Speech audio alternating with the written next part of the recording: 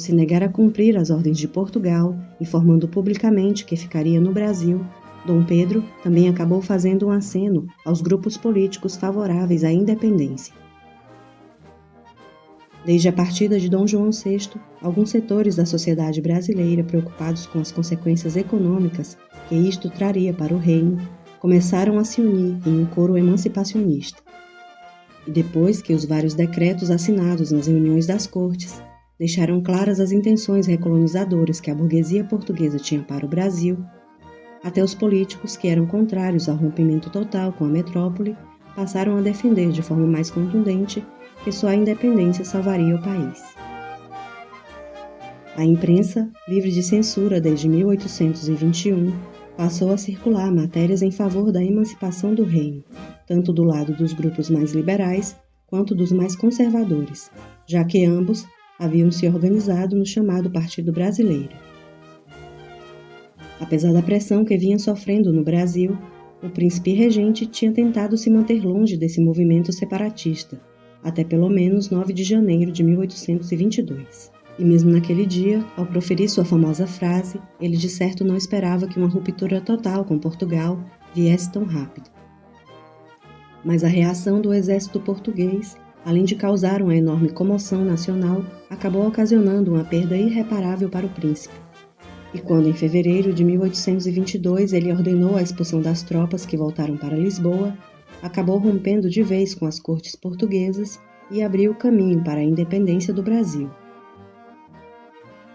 Com o pedido de demissão coletiva dos ministros portugueses, um novo ministério, somente de brasileiros, havia sido formado.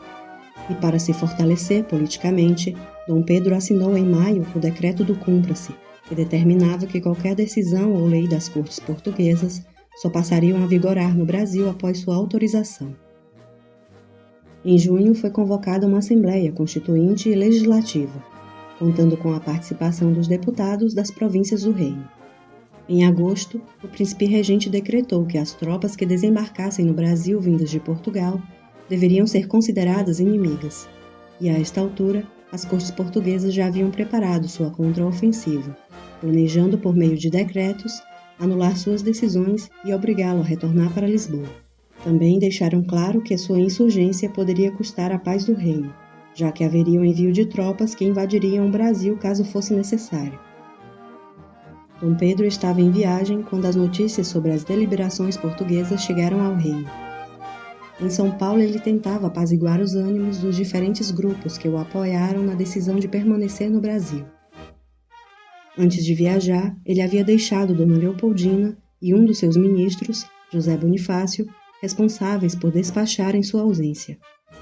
E destes dois personagens, partiriam as correspondências que colocariam o regente a par da grave situação em que se encontrava o país. Em sua carta, Dona Leopoldina dava conta da ofensiva militar que Portugal preparava contra o Brasil e do quão importante e urgente era o retorno do marido ao Rio de Janeiro.